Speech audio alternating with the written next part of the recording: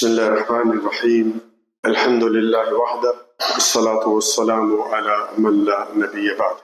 اللہ رب العالمین نے سورۃ مومن کی آیت نمبر 60 میں فرمایا وقال ربکم ادعونی استجب لکم ان الذین یستکبرون عن عبادتی سیدخلون جہنم داخرین۔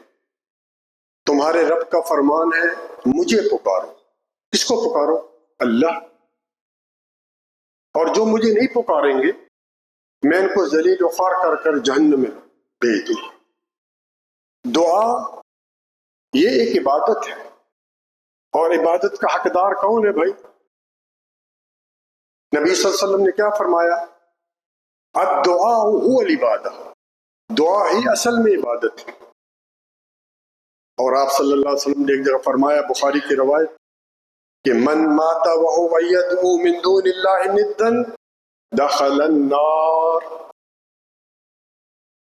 جس کی موت اس حالت میں آئی کہ وہ غیر اللہ کو پکارتا تھا جہنم میں گیا۔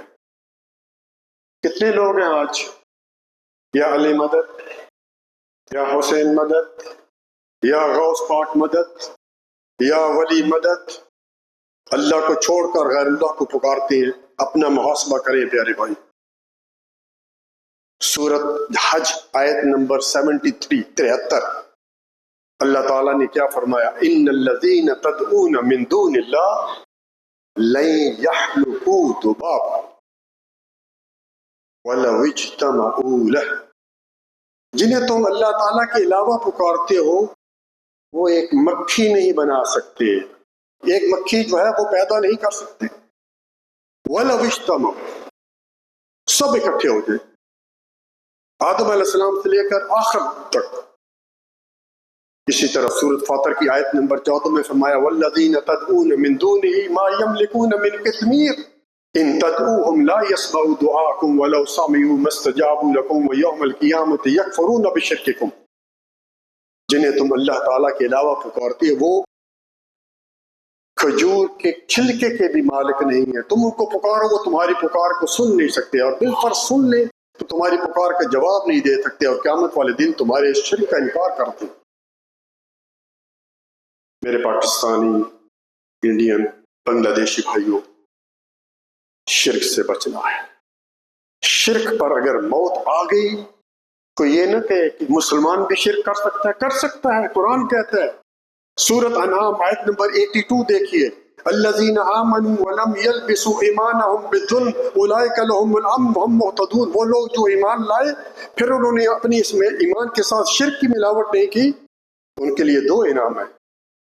ایک اللہ تعالیٰ ہدایت دے دے گا، ایک اللہ تعالیٰ جو ہے ان کو جو ہے وہ اللہ تعالیٰ ان کو امن دے دے گا۔ یہ قرآن ہے، قرآن کہتا ہے شرک کر سکتے۔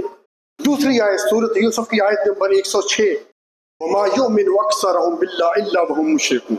بہت سارے کلمہ پڑھنے والے مشرک ہیں۔ سوچنے بھائی، سوچنے ہیں۔ مسجد سے اٹھنے سے پہلے سوچیں اس بات کی، کہیں یہ نہ ہو کہ ہم نمازیں پڑھ رہے ہیں، ہم زکوٰۃ دے رہے ہیں، ہم حج عمرے تہجد پڑھ رہے ہیں اور ہمارے اعمال ضائع۔ ادھر لکھا ہوا ہے سورۃ انعام آیت نمبر 88 دیکھیے، 88 نمبر۔ اللہ تعالیٰ نے 18 نبیوں کا ذکر کیا، یونس علیہ السلام، ایوب علیہ السلام، یسع علیہ السلام، ابراہیم علیہ السلام، اسماعیل علیہ السلام۔ 18 نبیوں کے نام لیے ہیں، میرے پوری نام نہیں لیے، آپ دیکھ لیجئے۔ اور آیت نمبر 88 میں فرمایا وَلَوْ أَشْرَكُوا لَحَبِطَ عَنْهُمْ مَا كَانُوا يَعْمَلُونَ۔ اگر یہ نبی بھی شرک کرتے ان کے بھی اعمال ضائع ہو جاتے۔ کس بھلے میں آپ؟ ادھر دھاگا، ادھر امام زامن، ادھر تعویذ، ادھر پاؤں میں کچھ کڑے، کچھ یہ۔ ادھر دیکھا ہے کسی کو یہاں پہ عرب کو دیکھا ہے کسی کو پہلی ہو؟ بھائیوں بچنے اللہ کے لیے سب سے پہلی چیز توحید ہے۔